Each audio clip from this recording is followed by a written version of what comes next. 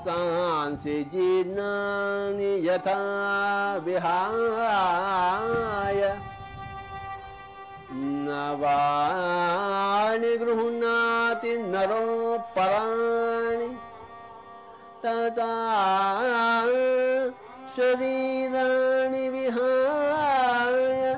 जीर्णानि अन्यानि संयाति नवानि देहि देहि वासांसि जीर्णानि यथा विहाय नवानि गृह्णाति नरोपराणि तथा शरीराणि विहाय जीर्णानि अन्यानि संयाति नवानि देहि वासांसि जीर्णानि यथा विहाय नवानि संयाति మై డియర్ ఫ్రెండ్స్ ఎలాగైతే జీర్ణించిన బట్టలు శిథిలమైపోయిన జట్టలు పాతవైపోయి మనం కొత్తవి తొడుక్కుంటామో శరీరాలు కూడా శిథిలమైపోయినప్పుడు కొత్త శరీరాలు ధరిస్తాము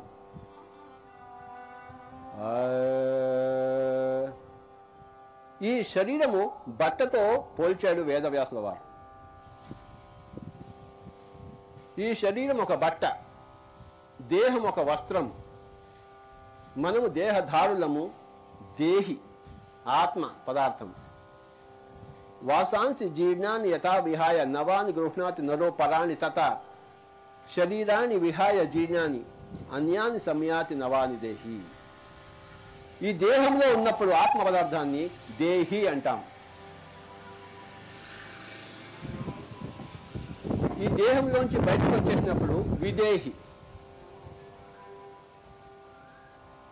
మనసుతో కూడుకున్నప్పుడు సంకల్ప వికల్పాలతో కూడుకున్నప్పుడు